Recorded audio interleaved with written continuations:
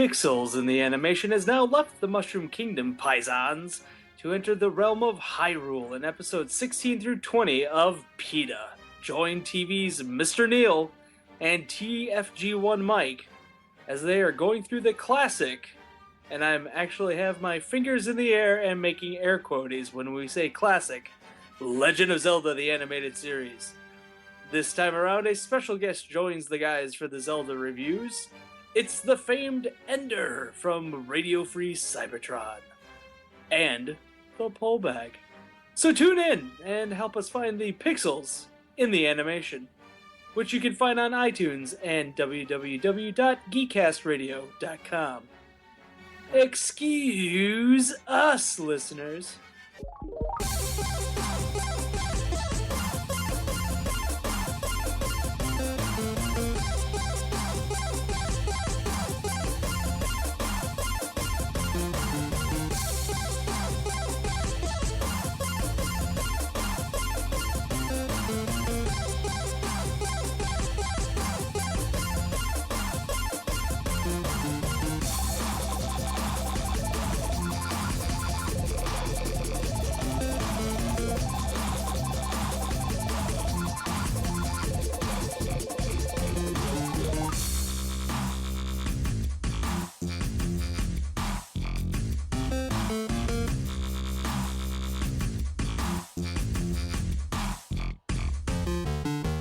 Hello, everybody. My name is Michael Powers, and this is Off the Cuff, episode 38. We took a week off for some family holiday bullshit.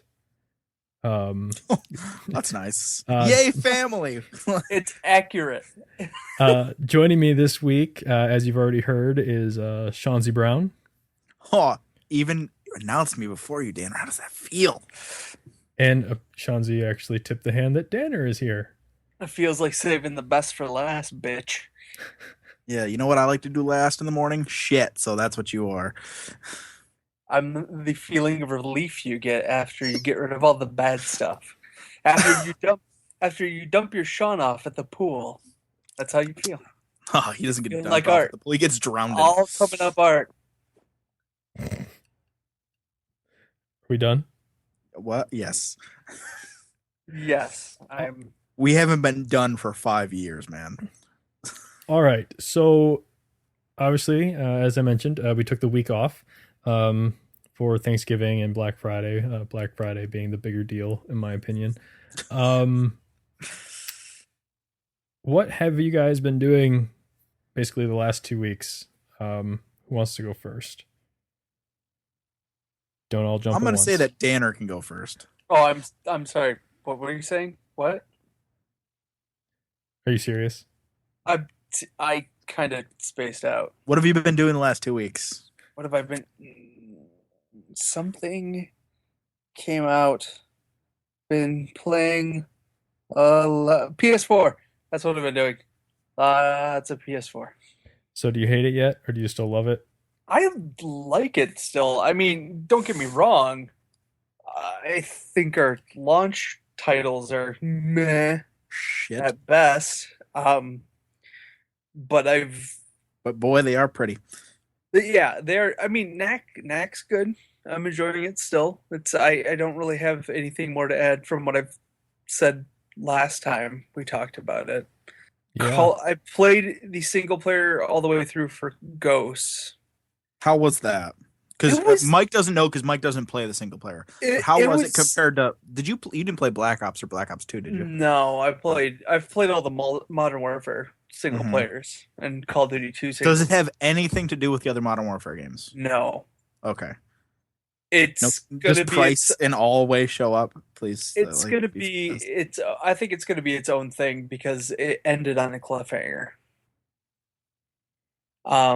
So it definitely opened itself up for there to be a Ghost 2. I'm assuming they'll do what they've done this console generation, like we'll get the Treyarch one next, and then we'll get Ghost 2 in 2 years, is my guess.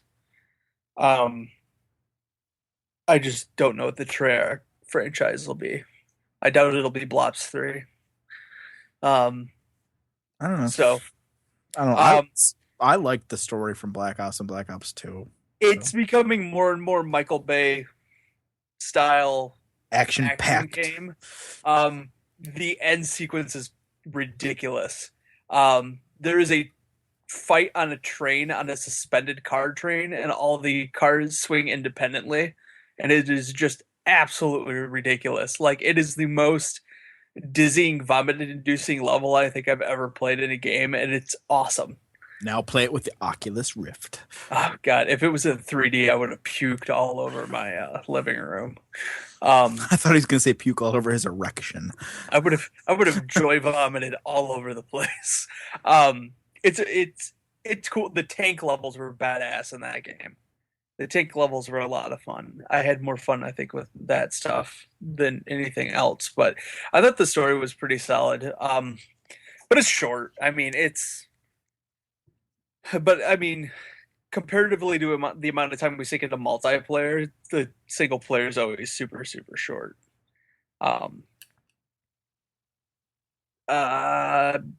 was fun. I started playing the Battlefield 4 single player also, and that is just gorgeous. I actually want to talk about that because I've seen a little bit of the single player for Ghost because on launch Jason was over here playing it because I can't play those games, but we were more or less drinking beer and just Mystery Science Theater. The whole thing. You can't sit in one spot and play that's not single player. No, that's not the issue. Come on, give me a little more credit than that. I just can't. I don't really care for them. That's not why I buy the Call of Duty games. But Jason and I were sitting there BSing with the game, and we switched over to Battlefield 4, and that's like night and day. Yeah, no, it's like Pixar versus Fox Animation Studio. I would say it's like Toy Story meets WALL-E. Okay. Who says it like that? WALL-E. It's WALL-E. Whatever. It doesn't really matter how you pronounce it. I think it's that type of a difference because obviously Toy Story is their first one, and it still looks good, and they chose to animate toys because everything will look like plastic, and there's this photorealism to the first half of WALL-E that is amazing. I think it's that, to me it's kind of that same type of thing. I played Ghost single player first, and I was like, everything looks really good in the game. It is a beautiful looking game. And then I played Battlefield 4, and I'm just like, oh my God. Like, the detail is just stupid in the levels. Just stupid ridiculous. Like, why would I need to be able to see this much detail, but still it's appreciated? Yes. Exactly. And it's one of those things that I'm just like, all I keep thinking is like, this is the first go at it on the PS4. I'm like, if this is like the pinnacle of the starting position, what's it going to be like? Crap. One or two games down the road? Okay, yeah. No, I have to look at it. I look at it that way. I look at it as the same way. Like, this is the starting position, but I look at it like a slightly different way, where it's like, this is the starting position for a third-party title. Yeah. Like, what is all I keep thinking is, what is Second Son going to look like? That's all I keep thinking. Second Son, I keep thinking about that, but there was a moment when you and I tried to play Battlefield 4 together in a multiplayer match, and there was no one playing, and so we were on a server by ourselves. And I remember I had to go let my dog out, and I was like crouched in this bush. I was just watching you drive a tank around shooting stuff. And the generation that we just left, if you're sitting in a bush, that it's not really a bush, it's more of a green blob with things that look like leaves on them. With the second you get closer, you see pixelated leaves. Exactly, and that didn't happen. Like, I thought I was looking at, obviously I know I'm looking at a game, but it looked like someone took a snapshot of an actual leaf, and it didn't matter how close I got to it. Actually, the closer I got to it, the more detail was present. Like, you could see like the veins in the leaf, and there might have even been like a little bit of translucency to the leaves from the sun. Nice and word. I was just and that was ridiculous. The online portion of the game. And I was thinking, I saw that, and all I could think about is, what is Uncharted going to look like? Oh, yeah. I can't even fathom what that's going to look like. Like, my face is melting trying to think of what Uncharted is going to look like. I don't know what's going to happen when I actually see Uncharted. Remember, Mike, if it lasts for more than 4 hours, you have to go to the hospital. Okay. That can't be true. It's been at least 6. Side note, though, and then I'll let Danner go back to talking about Battlefield 4. I forgot it was Danner's turn to talk. Well, this Friday, I actually purchased the camera for the PlayStation 4, and Jason's coming back over, and we're going to have beer and live stream some Call of Duty and some Battlefield 4 for people.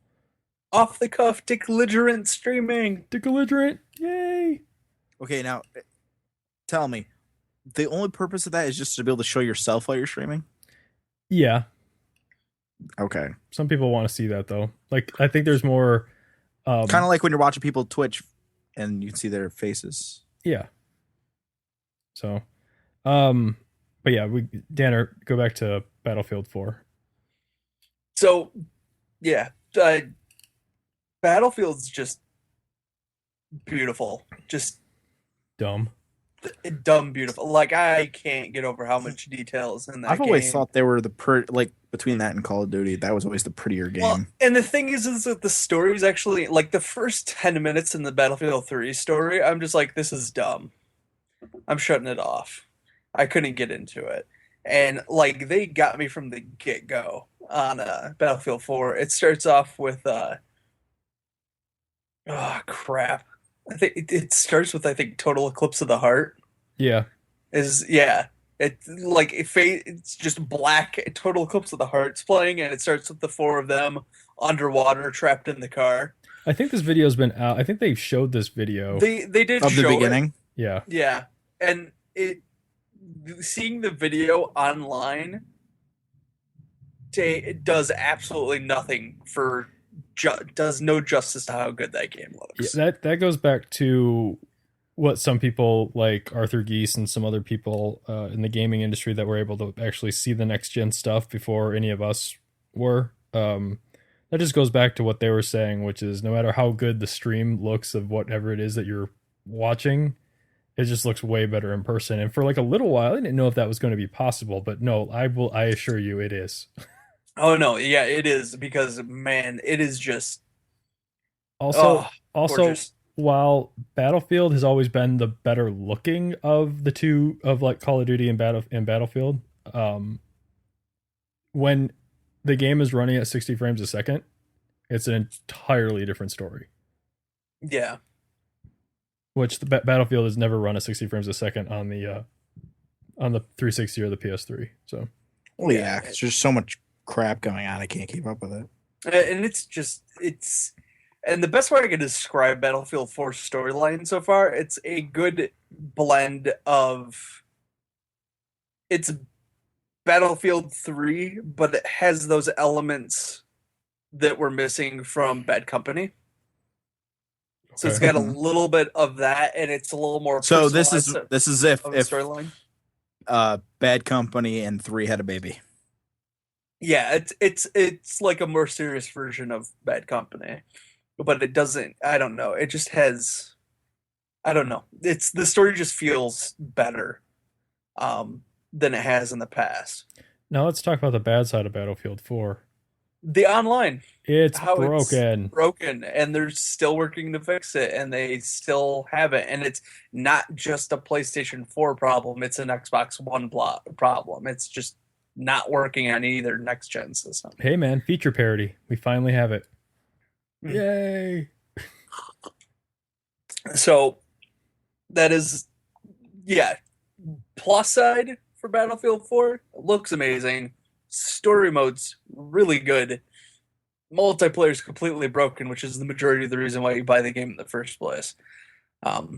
I know they're working on it. They're going to patch it. It's probably going to be completely playable in about a month, but you would hope it would have been a lot sooner. Because, man, as pissed off as I was with Double XP this weekend on Call of Duty, I would have totally jumped over to Battlefield if I knew they had fixed the issues, because I was getting pissed. I would be interested. Weekend. I would be interested to play Battlefield 4 with somebody else. With somebody else that has the same playstyle that I do, because there's the sniping in Battlefield 4 is way more involved than it is in Call of Duty. You have to compensate for bullet drop. Yeah. And I think the way that they made it kind of easy is that they give you a rangefinder, and then you can zero out the scope for that range, and thereby the bullet drop is taken out of the equation for you. You just have to set the scope up the right way. Yeah, but it only as long as something's at that distance. Right. And that's why I think it would be interesting to play Battlefield 4 with somebody that had like the same mindset I did, where you could do like a proper sniping team where it's like you have a spotter and a sniper. And that way, like, I wouldn't have to switch between like the rangefinder and my scope to like dial it in. I'll be your spotter, Mike. You don't have to do that. I'm just saying, like, I think it would be really interesting. I'm already doing the support class, which is the medic. What the hell else am I gonna do? Heal people? I don't know. Exactly. I can be your spotter and throw you health packets that you won't need because you'll be far, far away from combat. But no, But does every class have the rangefinder? I don't know. Maybe you can equip the rangefinder.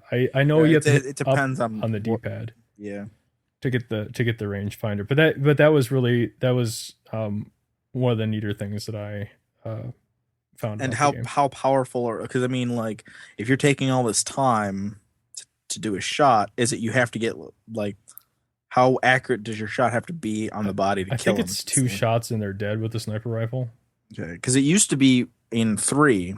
If you're using like the high-powered single shot ones, anything center, chest, or head was an instant kill. Obviously. Well, I'm going to be completely honest with you, because the game is rather as big as those maps are in multiplayer, they are very frantic. People are moving constantly. Yeah, it was very hard. No one sits still. It was very hard to find like another sniper or somebody like on a mounted turret. So it's I'm not entirely sure how accurate my shots were. I think I was actually, if I'm being completely honest, I think I was actually only able to kill like 3 people with the sniper rifle in like the 5 matches I played. Those are really good for what's the mode? Rush, where they have to stay in a certain area, where they're trying to protect an area. I'll have to try that. Yeah, unlike Conquest, it's harder because you could be set up on one and they could go to 4 other things, never even come to yours. But on Rush, you have to go to a certain area and they have to defend that exact area. Right. So there will be guys there. I will say this though, it doesn't feel like as much of a PC game as Battlefield 3 did to me.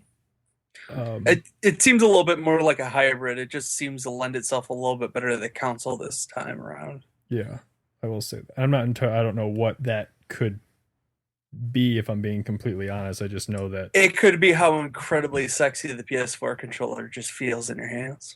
That's true too. It's a very nice controller. It's pretty. So, any other PS4 games you've been playing? I finally cracked open Killzone and started playing that. And I've heard such mixed things about that. Here's what I will say about Killzone. Killzone is very, very pretty. It also has the most ridiculously complicated controller setup that I've ever used in a game. Is that because it uses the touchpad? It uses the touchpad, but okay, here's my issue. You have an owl, which is like your personal drone that kind of helps you as a shadow trooper. It helps you in the field. With the touchpad, you swipe up and it attacks. You swipe to the right, it does a grapple, so you can like rappel down to rappel from a higher place down to a lower place. You can use it to heal you, and you can use it for a shield, and it all involves swiping up, down, left, right, just depending on which mode you want to use. The thing I hate, you swipe and then you have to hit L1 to accept that command. So it's like an extra unnecessary step, I feel. I feel like you should just be able to swipe on the touchpad and that should be it. Yeah, because it's not like you're accidentally going to hit the touchpad. Well, That was it. Here's Front touchpad or back touchpad? front touchpad. Okay. So here's the insane part of it. I'm being attacked by 4 guys at once. I'm shooting and focusing my gun with my R2 and my L2. So I can, zoom in with my L2, fire with my R2.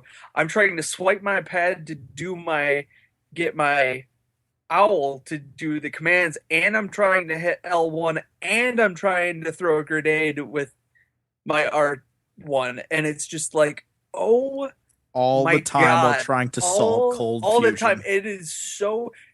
It's like you have to anticipate what you want to do with your owl before you even engage an enemy, and if you try to use your owl while you're in the middle of engaging the enemy, you're fucked. You can't shoot and operate the owl and accept the commands and do everything. It's like such a learning curve for the controls for the game. I'm sure once I get the controls down, it'll be easier, but it is just like there's so much shit going on with that controller and that game. And I've also never played a Killzone game before. This is the first Killzone game I've ever has played. different controls than other first And that's what people have explained to me that I've talked to about it, is they said that Killzone always has a complicated control structure. It always has. Unnecessarily, I'll say, but the guns sound perfect. Unnecessary. The guns are amazing in that game, though. They're so much fun. There's like secondary fire options to a lot of the guns. One of the guns it kind of looks like a rail gun. It's like a pulse blast rifle, but then it has a thing where you hit one of the buttons and the barrel of the gun extends and it turns into this giant pulse blast sniper rifle that you have to charge the shots in order to shoot. And it's a bitch to get lined up, but if you hit somebody with it, it just knocks their ass flat. And it's another one of those games, like the draw distance of that game is just ridiculous. I've only gotten about an hour and a half in, but it's a huge learning curve on the controls. That's my biggest knock against the game, is it's not a game you're going to get used to the controls right away. I'm sure if you're familiar with Killzone and you like Killzone, probably the complicated control structure isn't going to hamper you as much, but I would definitely say don't get cocky and try it on hard mode right away, because you will regret it immediately. It's definitely one of those games you kind of want to ease your way into it. Play through a couple playthroughs. Yeah, you definitely need to get used to the control first on it. So that has been my PS4 playing. But I also downloaded a few games for Vita. Tearaway. Because Tearaway came out. And Tearaway's awesome. Sell me on Tearaway. Tearaway is pure sunshine in a bottle. Pure. Okay, then. Sounds hot. It's, for those that don't know, Tearaway is Media Molecule's new game. They're the gentlemen and gals that brought us Little Big Planet. Tearaway is a paper craft game. Everything in the world's made out of construction paper. And you as the player are God in this universe. And there is a message they're trying to send to you, the player, God. And the message takes form as the main character. So the envelope turns into, I want to say Iwata is his name. It's Iota and Iwata, I believe, because you could choose if it's a male or a female. So you get the option of what your character looks like. And then every time they peer up at the sun, your picture the camera's constantly on, so anytime you look at the sky, you see your own face in the sun at all times. Oh, jeez. You also choose your skin tone in the game because there's times in the game where like there's jump pads and stuff like that, and you hit the back of your Vita to activate the jump pads. There's also spots where enemies come in, and you actually poke your fingers through the back of the system, where it looks like it pokes through the back of the system. That's the reason you choose your skin color. So your fingers actually poke through the floor of the world and take out the enemies, so your guy doesn't get killed. It's not weird at all. No, it's incredibly weird. And that's what's so charming about the game is how bizarre and how incredibly interactive the game is. It's probably the most use of all the features of the Vita I've seen, but it's not overwhelming. They're constantly introducing new facets of gameplay throughout the entire game. They don't just use stuff over and over and over and over again. Like even up until like the last 20, 30 minutes, they're still introducing new stuff in the game. It's just very, very well thought out, really interesting game, and just a blast to play. The other interactive elements they have is like you have a camera in the game, and you'll find things in the world that have no pigment or color to them. And if you take a picture of them, they gain their color back in the world. But then you also unlock a papercraft. And then that papercraft goes to a website that you have. And every one of these papercrafts you actually unlock in the game unlocks in this website through your Media Molecule account. And then you go on the website and you have papercraft instructions that you can print off of any of the characters in the game. So then you can actually create 3D papercrafts of anything you've unlocked in the game in the real world, which I thought was an interesting kind of fun, quirky element to the game. Also, the customization in the game is ridiculous. I've seen many, many pictures online where you can go in and take pieces of cardboard, pieces of construction paper in the game, and then cut them up and design them however you want, and then place them on your Iwata or Iwata. And some of the cool ones I've seen online is I saw somebody who actually cut out all of the pieces to make Wolverine and place them all on the characters so it looks like Wolverine's running around the game.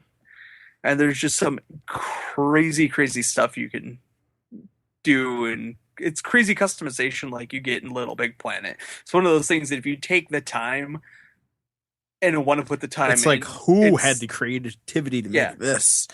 It's just endless.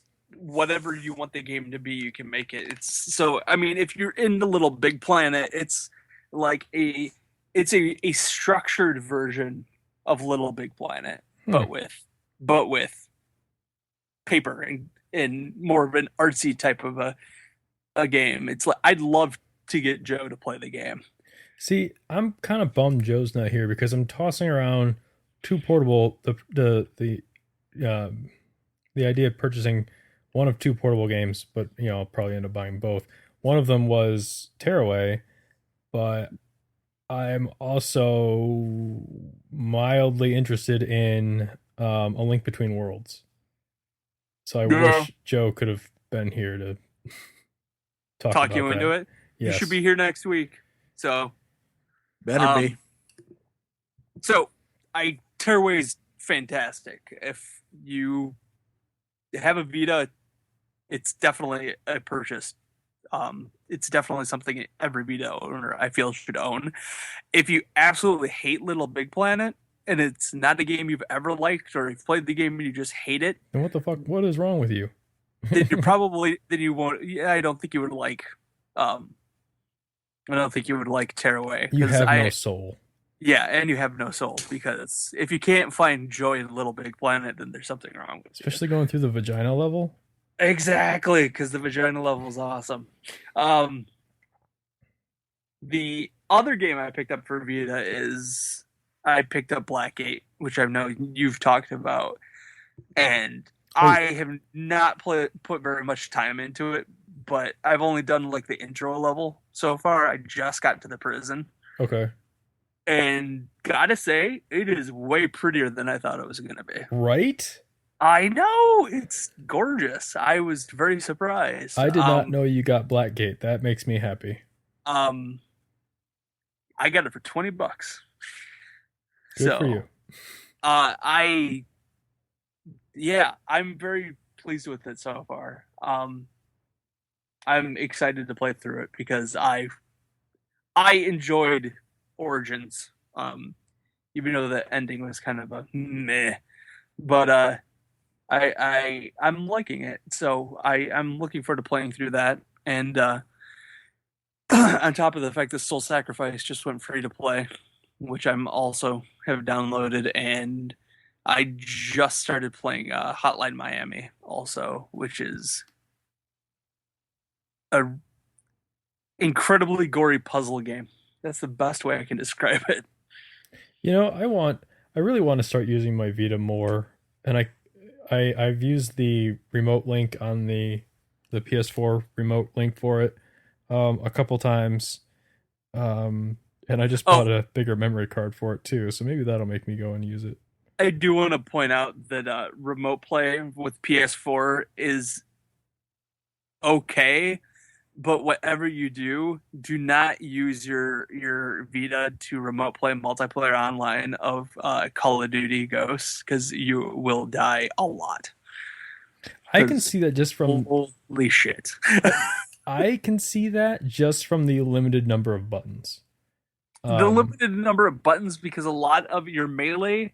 I noticed that your melee gets connected to your touchscreen on the back, but it's the buttons, the touch buttons on the back.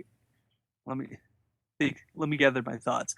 The touchscreen on the back gets divided up into 4 touch buttons, essentially. Mm-hmm. In order to execute, there's 4 quadrants. It's upper left, lower left, upper right, lower right. In order to execute the buttons, you have to tap from lower to upper in order to activate like melee. So if I go from the bottom, essentially you have to swipe up and you have to hit both sections. So it's essentially so you don't accidentally touch the back of your system and only hit it in one spot and accidentally do something. It has to be people purposeful. Accidentally knife all the time. I know, but it's so you don't have those accidental moves. You have to I definitely in Battlefield 4 that was how they had it divided up with the melees, is you had to swipe the bottom and up into the top quadrant in order to activate those buttons in the back. I got killed so quickly in Ghost when I was trying to play because the screen there's just so much information on such a tiny screen, and it's so hard to see people that I was just it was bad. It was, oh god, I got just raped. Terrible. I've enjoyed Resogun and awesome. And Need for Speed Rivals on the Vita, like the cross with the remote play. Yeah. So, or anything else you want to add? Oh god, no. I couldn't possibly talk about anything else. All right, Shanzi? Yeah, I've been playing a lot of Assassin's Creed 4 Black Flag. Oh crap, I didn't even talk about Assassin's Creed. Now you guys... I wasn't gonna bring it up because I figured I was gonna talk about it, so you'd chime in when I was talking about it. I'll chime in when you talk about it.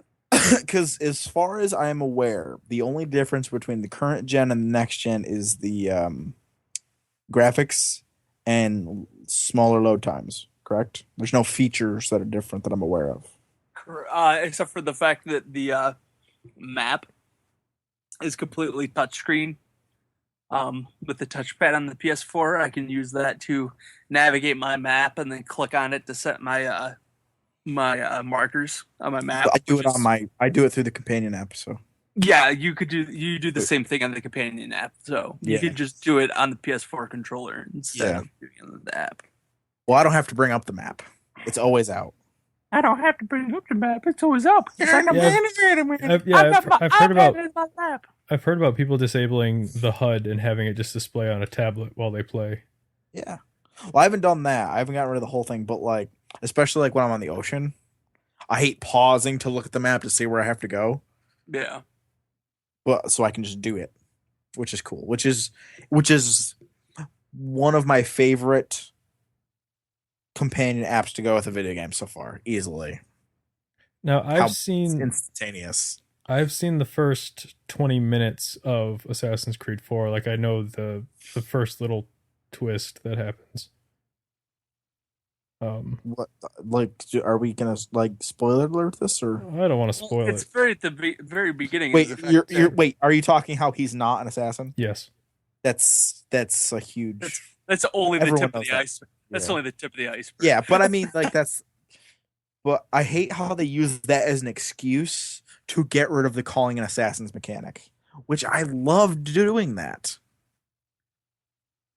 Looking at a guard at a distance and hitting LB and just having a guy jump at him. I miss that so much. I used to have so much fun with that. Nah. You weren't using it right if you weren't having fun, sir. I Because was there was having- nothing fun. I was- There was nothing funnier than looking at one guy and hitting LB so fast that 8 assassins come out of nowhere. That sounds like you're blowing your load all at once, to be quite honest. But How that's- else do you blow your load? Little by little? Be a man. Okay. He dribbles. He dribbles. Yeah. We've proven this. I'll leave them wanting more. Yeah, Tanner, I'm sure they always want more when they're They done. always want more. It's because they haven't had enough. But I've been having a lot of fun. Just I don't know if you can speak to this. I have fun just screwing around in the boat. I forget that I'm doing missions all the time. It sounds like Oh god, it's devolved into something else for me because when you first start out, you're in Havana, and it feels so much like an Assassin's game, even Yeah. though you're essentially this imposter. Yeah. And then when the story elements start to drop, and then the main motivation of what's going on in the story happens, I'm just like, okay, I can get behind this. But the moment the I most get into the ship, Assassin's game. I have put all of the money I have earned in the game so far directly into my ship. I've done absolutely totally. nothing for Kenway himself. And I literally have just gotten to the point, any boat I come across, I don't care what they have, I'm destroying them. The only ones I have to stop and take pause for a second is Man of Wars. I do have to think about them, how I'm going to attack them. I can't just run straight at them. Then I got to think, I should soften them up with mortars first before I get in. I was going to say, any of the level 1 or level 4 ships, all I literally do is steer directly towards them and then Run into them. over them. Oh my God. Wait till you get the... have you gotten any of the elite upgrades yet? Not yet. When you have the ram and the elite hull, if you ram into a boat, you take 0 damage. None. Nice. Doesn't matter how big the boat is. You Nice. could run in the side. Oh, it's so good. Those little boat, like I was trying to, I wanted to capture a gunboat, just cause. I don't know if it's possible because I killed them too quick. I can't. For anyone that hasn't played it, in order to capture a boat, you damage it enough to it has like its life bar and a little part of it's red. Once you get the damage down to the red, the boat's dead in the water. It can't move. It can't fight back, and you're allowed to board it. I've gotten so good Which with the is- swivel gun that I haven't actually boarded a ship in days. Yeah. If it depends on what the objectives it gives you. When you get some of the bigger ships, it changes them. Sometimes it'll be like, oh, you have to destroy the flag, so you kind of have to Oh. go over there. Okay. Sometimes it'll tell you to just kill so many guys. Like the smaller boats, it's like kill 5 guys. Those I can usually 2 or 3 swivel gun shots, and they're done. Just But, aim for the powder keg. Exactly. Or you aim for right behind the first mast of the floor. That's where they spawn from. Yep. Just 1 or 2 shots there usually gets 5 guys. But sometimes it'll give you random things like, oh, you have to kill the captain. You have to kill these 2 officers. It makes you destroy the powder kegs. It makes you destroy the flag. It makes you kill the marksman that'll be up on the top of their masts. Now, I'm interested to see what you think of this because one of the guys I follow on Twitter made a comment today about how he feels that Kenway is probably has the least amount of personality out of any assassin since Altair. Which I was like, I don't think that he has no. no personality. I don't think that's what it is. I think his motives are so straight straightforward and blunt. Yeah, He and has that's what no ulterior motives. Everything he's doing is for the exact same effect. I'm a pirate. I want money. I'm a pirate. I want money, and I want to protect my fellow pirates. Yeah, exactly. He's And not. I It's think not. I'm that's- trying to save the world. Fuck the world. Don't care. Can I have was- money? 10 minutes into this game, I was like, God, I like him so much more than I like Connor. Oh, way more. Way more. Oh yeah. As soon as I got out of Havana and got into a ship, every bad feeling I had about Assassin's 3 was washed away. Oh yeah. This is an amazing. And I'm gonna say it again. I called this game way back when we played 3 when I said they need to make the next one pirates and assassins. And they announced Black Flag. I'm like, I want royalties. I want all the monies. But I don't know if you've had the same experience. He doesn't feel as graceful in combat. I don't know if that was done on purpose. He doesn't feel as graceful when he's traversing terrain either, because But I don't know if that's done on purpose or not. Them saying he's not as nimble. He isn't an assassin. He's just doing this stuff. It's kind of like the one mission where it's like, it tells you, show us some of your assassin skills. Which I thought was really funny. Like, okay. Well, if you stand around long enough, they will tell you what they're expecting you to do, which I thought was hilarious. Oh, yeah. They're like, oh, why don't you show us what happens if you run at the guy and stab him? And he's like, okay. Yeah, that entire sequence was pretty funny. But I'm having a huge amount of fun with the game. And I'm not having the same issue that I was with Connor. With Connor, as soon as I got the Assassin Tomahawk, Which I never start switched with, weapons. pretty much. Yeah, I never switched weapons. This game, I find myself going for the hidden blades, to the blowpipe, to the dual swords, and I so want to get the gun blades. Oh, so bad. I know, the gunblades look badass. Have you seen any of the videos of the takedowns or whatever with them?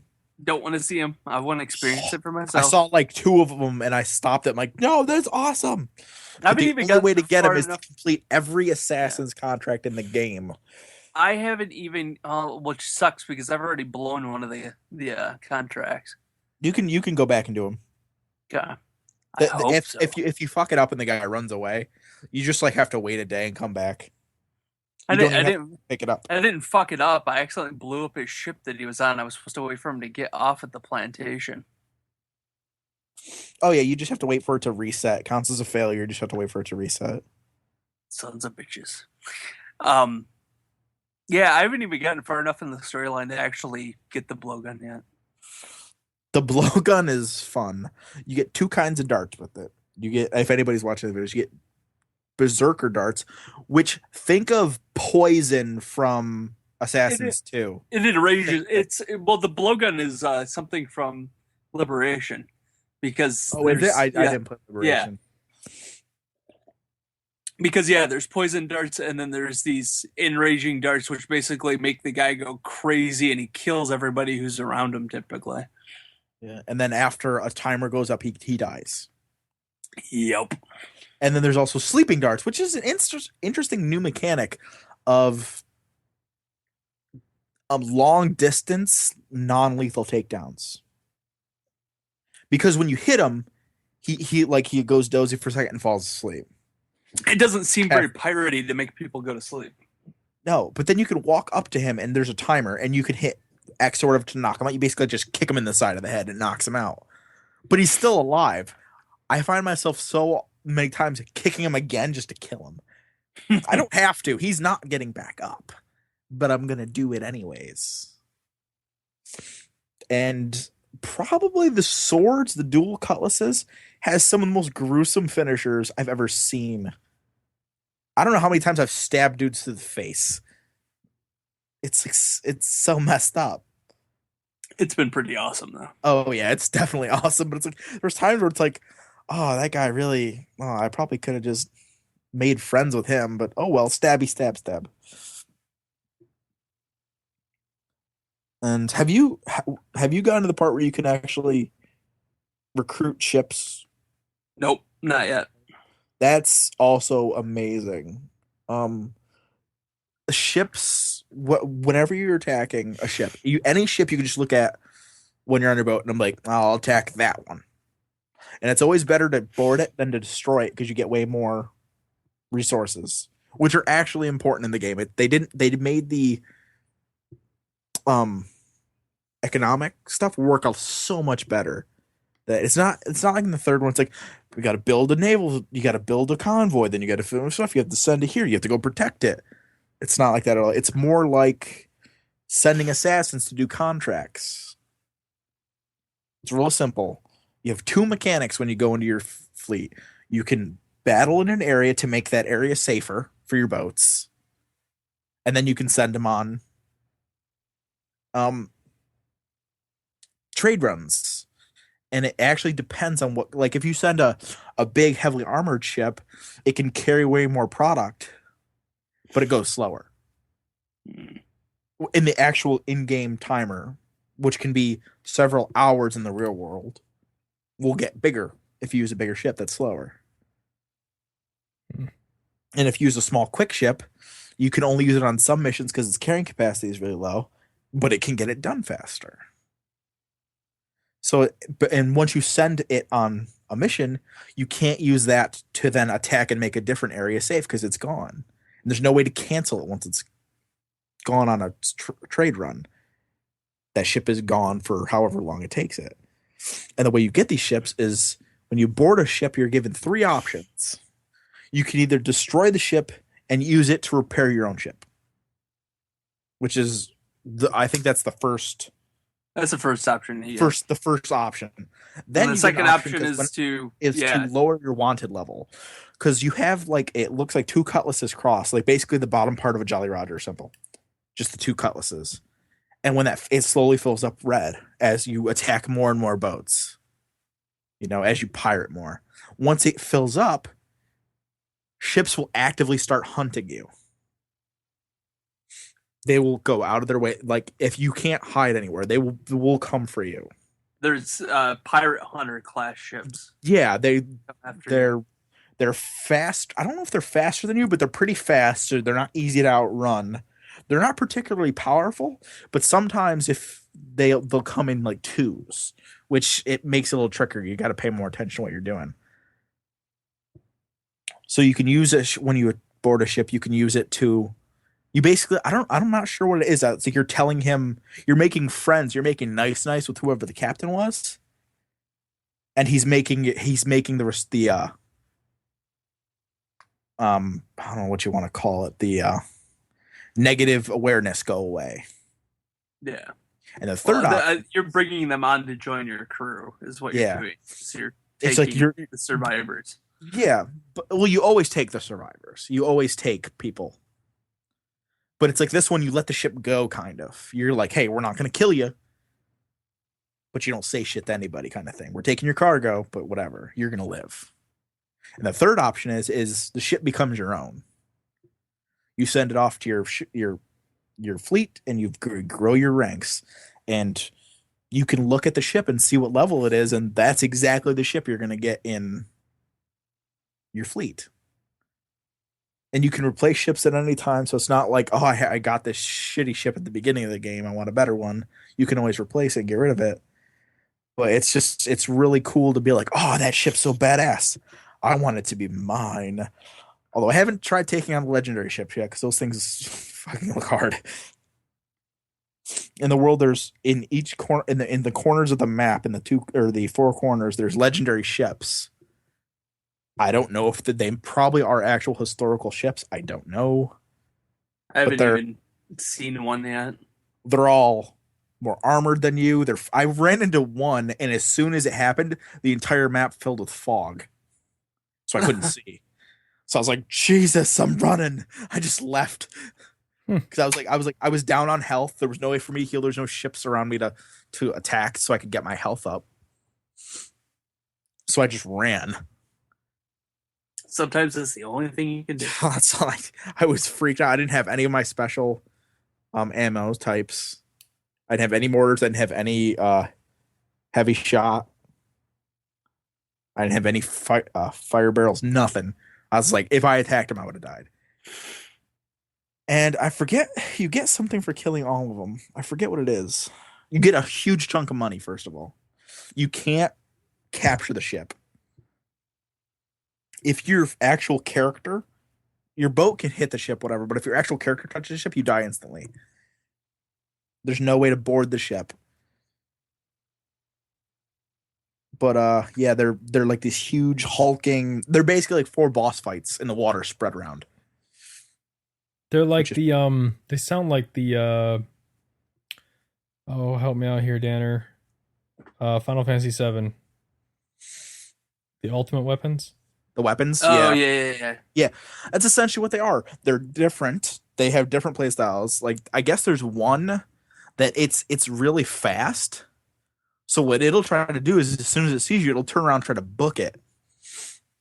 So that you have to get like close enough to hit it with your chain shot, which is you can shoot forwards. You couldn't do that in the last on the water with the last. Eventually, you get the rear cannons as well too. I haven't unlocked them yet, but I've seen ships with rear cannons. Other ships do certainly, but I don't think we can. Oh, I don't think the Jackdaw can. There's got to be a way. Just use the mortars, dude. You can shoot them. There's got to be a way to fire out your ass. It's called Taco Bell, dude. Yeah.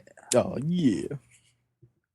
But yeah, this is easily the most fun I've had with Assassins since probably Brotherhood.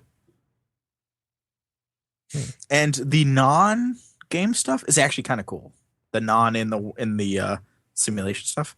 It's different. I mean, I don't know if you've played Liberation. Is it more like the stuff from Liberation? There was no out of game thing in Liberation. Oh, okay.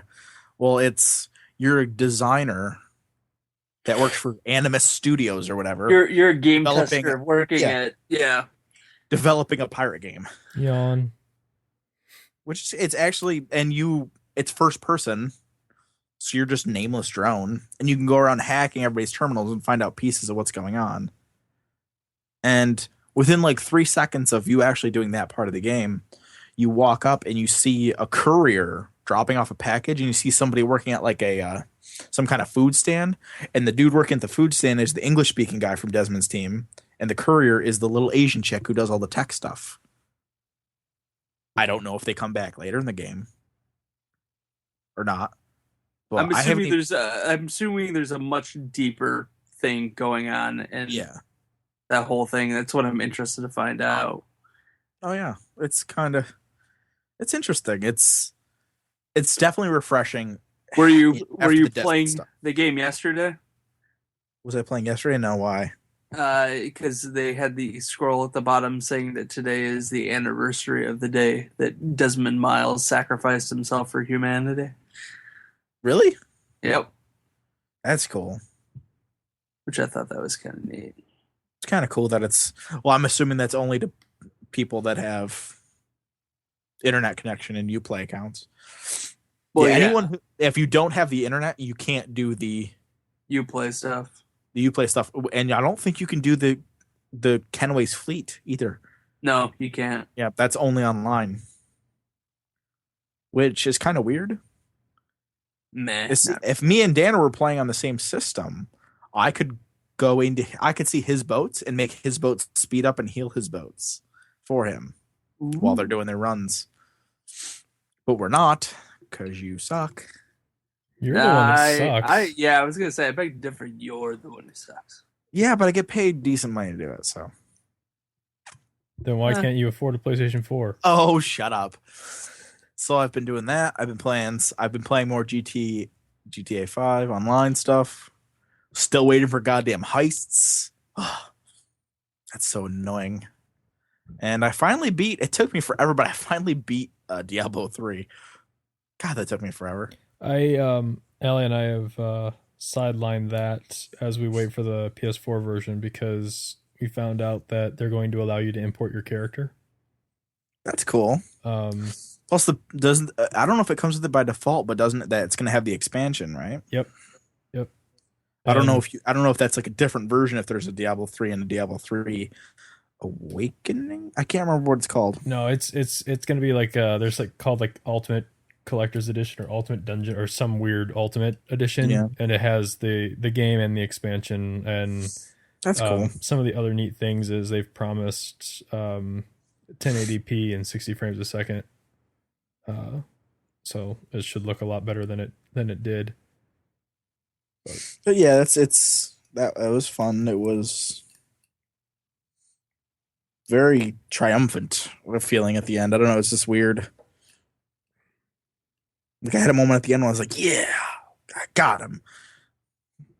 All right. So what have you been doing? Well, like Danner, I have been playing with my PlayStation 4. That's his nickname for his penis, ladies and gentlemen. Yes, it is. I will admit also I agree with Danner that the launch games for the PS4 have been, or they've left me kind of wanting. But I don't know that I kind of came to the realization the other day that I'm a little more bummed about Watch Dogs missing the launch window than I thought I would be. That's what's kind of put my ass in gear, if you will, from getting a PlayStation. That's completely understandable. My wife and I own Assassin's Creed 4. She's just playing it right now, and I refuse to play it until she's done with it. But what that leaves me with is 3 games that have a very heavy online component. And if I'm not playing them online, like if I'm not playing online with like friends, I don't really care to play. And so then I sit there going, man, I should really just play something. I bought this thing. I should just play something. And then I sit down to play it, and I don't have as much fun as when I sit down and actually play like Ghosts or something like that with Danner. There isn't that single player game that I can actually sink my teeth into. And I'm like, I really wish Watch Dogs had been a launch title. And I know what makes me really sad is I don't think there will be anything like that until March, with Second Son. But I'm enjoying it. I feel like I've noticed in the comments there aren't a whole lot of there don't seem to be a whole lot of PC evangelists in our comments, which makes it kind of a lot easier to talk about console gaming in general. But I will say there's a lot of stuff that I'm regularly impressed by what the PS4 can do just from like a software hardware standpoint. That I think we said it in the last episode, like in the Giant Size episode. It's like there's things that you don't realize or missing until you actually like have them. Like I thought for the longest time like that the 360 and the PS3, I thought they were great, and I thought that they were fairly snappy and all this other stuff, and that that was just how it was. But this current generation just completely opens up your eyes to how things should be, especially like going forward. Like, what was it the other day? We were playing Ghosts, and for some reason it all of a sudden decided to prompt us that we didn't have the map pack installed. So Danner and I, you hit the guide button, you pop out to the dashboard, you hop into the store, you go and find the content, the map pack to download it. You start downloading it, you jump back in the game, and it doesn't stop the download in the background. And the game never stopped running while we jumped out and went to the store and said, download this. And as soon as it was done, you got the notification that says it's done, and then you got another notification that says it was installed. Now, I don't know if we could have kept playing the game and the map would have just come into rotation. So we just kind of, as soon as we got those notifications, we quit out to the dashboard and just from default. Yeah, and went back in. That's how you've played forever. Yeah. So I don't know if the map would have come into rotation that way, but just that simple act of being able to go do something else while a game is running, it still kind of blows my mind a little bit that kind of stuff that we can do that stuff now. And my only fear is this gonna shorten the lifespan of the system? No, because it's all software based. It's just stuff. It's not like it's not extra wear on the hardware.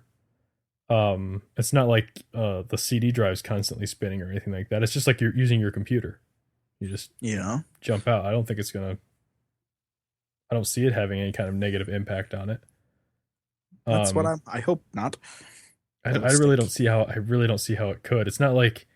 It's not. I mean, yeah, sure. A Windows computer gets slower the longer you have it, but I don't know. I don't see that being an issue with the consoles. I will say there's a. I've been reading a lot of like the Xbox One stuff. That's because that was released on the 22nd, and hearing this, that, and the other thing. I hear a lot of people getting really excited about the ability to snap apps to the side of your screen while you're playing a game or watching TV through it. And for me, that just, I don't know. That's not something that I want. Well, there's people that want to see their Facebook at the top of the screen or whatever the entire time, and I understand that there's always going to be those people. I don't understand that there's people that want that, but that's just like not that's not a feature that interests me, and that just goes back to the message of the PlayStation 4 has been about games from the very beginning. It's been about games, and the Xbox One has been about everything but games. And it's just weird. I mean, it feels like a flip. The PlayStation 3, when it came out, felt like it was an entertainment system that also played games. And the Xbox was an Xbox, or the Xbox was a game system that they eventually added all this other stuff to. And this one, they almost feel flipped. Yeah, the whole PlayStation seems very more game centric. And let's just talk about the pain. I still can't believe what Xbox did. 2 days before their release, where they told people, "Oh, you're not going to be able to do the streaming." Yeah, but that's coming. I mean, it's coming, but 2 days before this, like they knew well before that it wasn't going to be in their launch. Like a week's notice, not 2 days. That just seems like really just asshole-ish behavior. Well, I've heard that I read an article that some people were kind of I know there's people that are making a list of all their complaints with like the Xbox One. And Microsoft has seen the list, and they said that they're going to address the issues that people are having and stuff like that. But there was a follow-up with that article about saying that the Xbox One was 6 months behind, like the OS was 6 months behind where Microsoft wanted it to be. And to me, that sounds like they released another Wii U. Like, hey, we're going to release all this stuff. Eventually it will. Yeah. And instead of waiting until it was fully baked, they were just kind of like, well, now we've got to get it out the door. So here it is. And all this stuff will come later. And that's not to say that Sony hasn't done the same thing. There was some features that Sony said was going to, like, they don't have the suspend resume stuff yet. That's absent from the system. And some other things are absent. I can't remember what they are, but for the most part, anything that has to do with gaming like works. Like the live streaming works. The posting videos to Facebook works. That said, there are some things like the Xbox One actually allows you to actually save your video footage to the cloud, so you can actually pull it out and edit it yourself on your computer. Where there isn't a way to remove your recorded videos from the PlayStation 4 right now. You have to edit them all from inside the system itself. But that's fine. I'm pretty sure they'll end up, just like last generation, they'll end up with some feature parity there. But I was really happy when I started doing the streaming. I did find out that you could turn off the there's this little, like, it does this picture-in-picture kind of thing where the right side of your screen is like your Twitch comments, so you can actually see what people are saying to you while you're playing the game. That's kind of cool. It is, but at the same time, when I first set it up, I was kind of like, I wouldn't want to play a game like this. Luckily, you can disable that, so you can get the entire screen to yourself while Twitch is still running. So, and I honestly, I think the Twitch integration is probably my favorite thing so far. I remember I woke up on Thanksgiving. I got up earlier than my wife did, and I was just kind of like, I don't feel like playing anything because, like I said, a lot of the games I have are all multiplayer based, and nobody was able to play at that time. So I was like, I don't really feel like watching anything, or playing anything, but I'll see if anyone's actually playing anything. So I went to Twitch, onto the Twitch website on my computer, and I started watching some guys playing Need for Speed. Mm-hmm. And he was playing it on the PS4, and he was inviting people to come play with him because he was like in a private room by himself. So I sent him a message in the chat. I said, "Hey, I can, I'm booting mine up right now. I'll come play with you." And I sent him an invite and like a real name request, and I jumped in his game and we played around for like a couple hours. It was really interesting to see like another way of like social interaction. Like you don't just have to meet people in the game. It's like another way to meet people that are playing the same game as you. Yeah, you can meet them on Twitch or whatever and be like, "Oh, Yeah. I'll join your game, sure." Yeah, exactly. And we pussed around on that for a little while. I'm friends with him. I met another guy on there too, that jumped in from his live stream. Look at you making friends. I'm so happy. And these are for actually you. it's the first. It's the first. It's like watching a little kid go off to school their first day and coming home saying how we met all these new friends. It's the first set of new people I've added on either platform since like 2009. Yeah.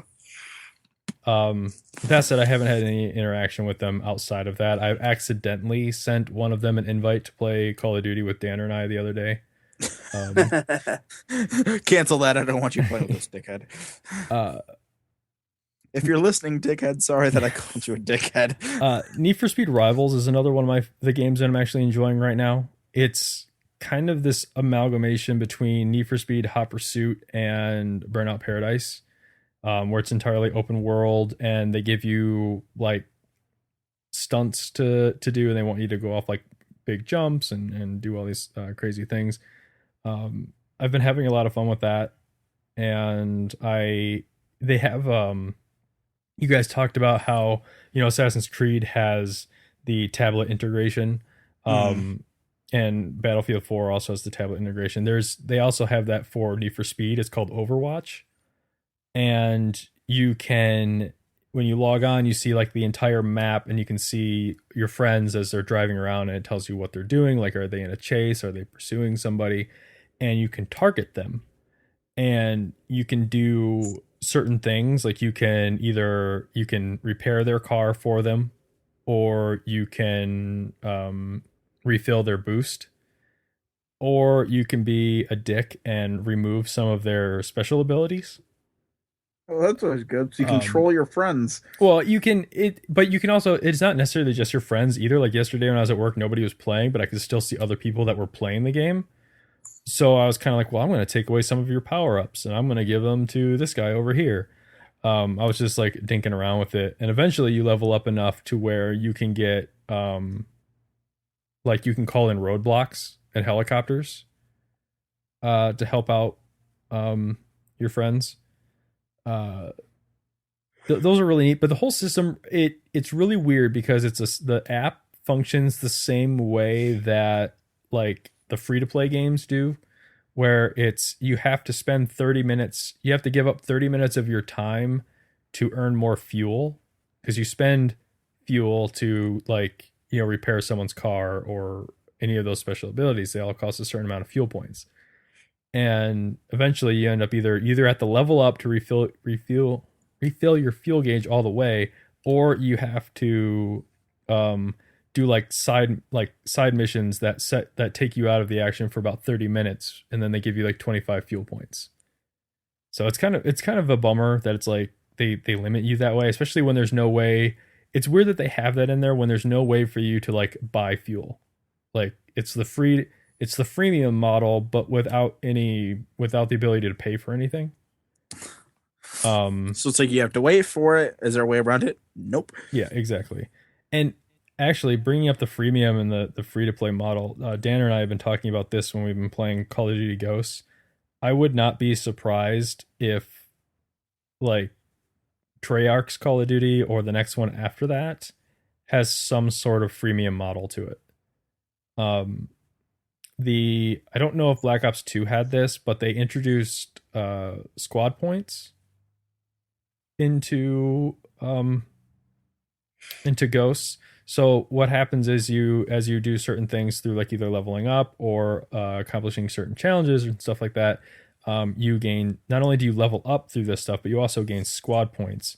And squad points are used kind of like the money was in Black Ops, where you can like unlock your guns or your attachments. Okay. So you don't need to level up to use the guns. You can just buy them with squad points. Now, where I think the freemium model comes into play is when you go to pick your perks. The perks are either unlocked through like leveling. Like if you level up, you can unlock a perk, or you can unlock a perk early by spending squad points for it. So I can totally see them. Like I feel like on a subconscious level, they're tracking all that. Or not on a subconscious level, but I feel like they're tracking all the information to see like who's willing to buy stuff early rather than earning it. To see if they can like assign like a real world currency to those squad points. And so like instead of earning them through play, maybe you pay $5 for like 50 squad points or something like that. And I know that sounds like a lot, but I'm just throwing numbers out there for like the next game. Like, you spend $5, you get 50 squad points, and then you can unlock all the stuff that you want right from the get-go. I feel like something like that is coming because, again, it's like half of a freemium model, but I don't know. I'm really enjoying the system, and I'm looking forward to what's coming, though. Definitely looking forward to Second Son. So, does anyone else have anything they want to add? Did Dana fall asleep? I did not fall asleep. This old man had to go change his colostomy bag. No, whatever. So, interesting thing. I didn't realize this until I saw this online. So Titanfall is supposed to release in March, and that's a Respawn game. Arthur Geese from Rebel FM and Polygon tweeted out that it would be kind of a dick move for Activision to start the Destiny beta the same weekend. Yeah. That's what I would do. Why not? I mean, they could. I am looking forward to Destiny. Destiny's going to be good. So if anybody wants to buy me a next-gen system for Christmas. I think you're on your own for that one. Sorry. The viewers don't like you that much. If you buy me one, I will kill myself by next Christmas. There. There's incentive for everybody listening. All right. So you buy me both systems, I'll do it on air. I'll throw in some money. You'll throw in a lot of money. Look. So before we start rambling on and starting like a bunch of old coots, it's that time of year again where we're going to start compiling our 2013 Game of the Year lists. We would like to invite all the listeners to participate, much the same way they did with the Game of the Generation Award. The way we do it is all the hosts here will make a list. It will include the top 5 games of the generation, or not generation, but of 2013. We've already done the generation thing. Yeah. It'll be the top 5 games of 2013 that you've actually played. And we'll give all that information to Danner, and he will pick whichever one has, whichever one is most frequent is the one that will probably end up being the game of the year. We'll do it a little bit differently this time and put them in 1 through 5 in the order, number 1 being your favorite, 5 being your least. Well, I mean, they're all your favorite of the year, but one's the best, 5's the lowest, and I'll compile points based on the rankings you give it also, so it's a little more so the even lowest keel. Score wins? Oh my. No. Or no, what am I? Let's put it this way. When you choose your game that's number 1, I'll give your number 1 game 5 points.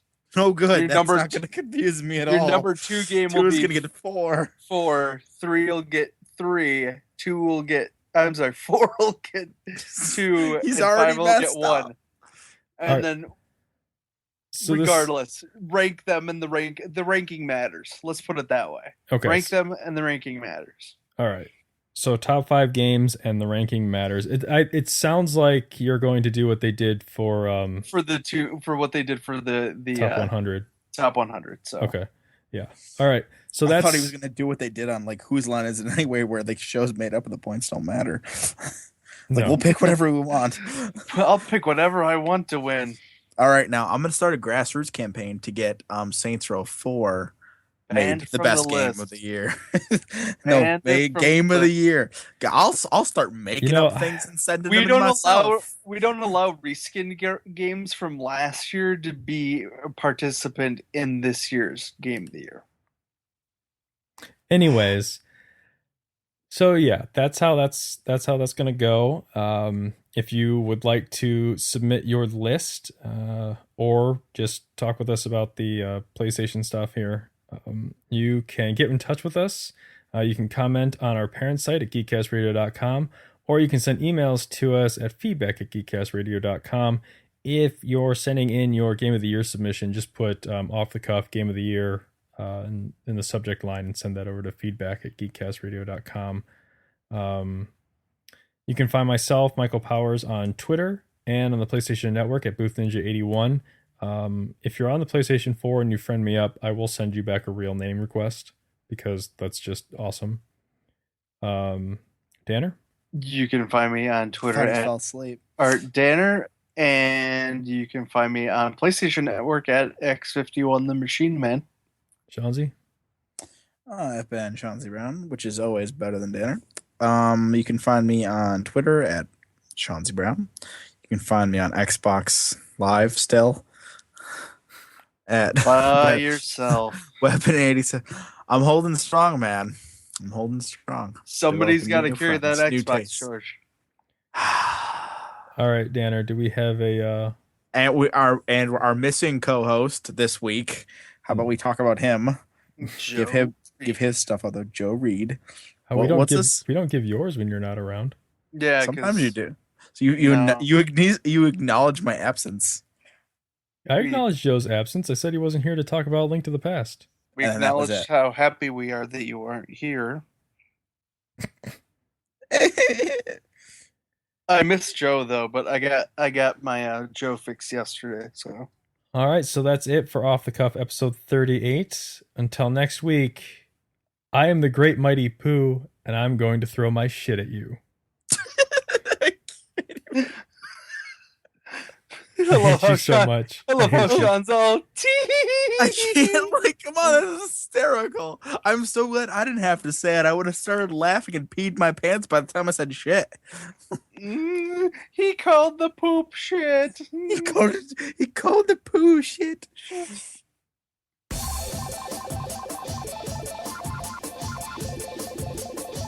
When you're right, you're right. And when you're wrong, I know the man. When I'm wrong, I'm usually awake. That's what it is. Like anytime I'm breathing. When you're wrong, you're really wrong. Okay. When you're wrong, you're Saints Row 4. That's. Wait till you see what my game of the year is gonna be. Saints Row 4. And you will never be allowed on this podcast again. I'll send flaming dog poop to your guys' houses. All right. Here we go. Can you find me a sign-off quote, Danny? I'm working on it.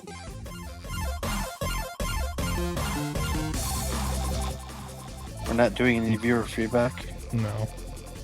Screw those people.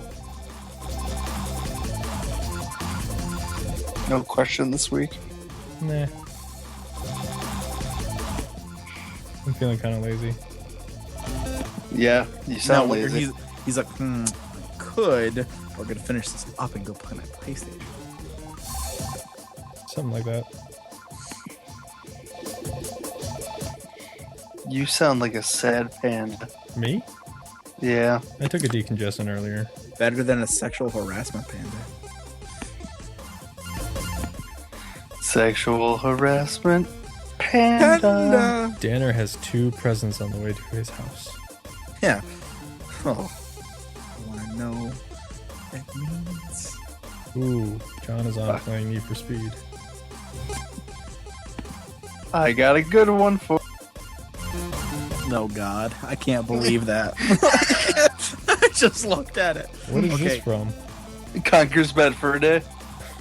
The giant poo monster. Come on, now. You don't remember that? No, How I do never, you not remember that? I played the multiplayer where it was just some guy it's like, running around. it was like Axis versus teddy bears. Yeah, but still, how have you not heard of this? All right.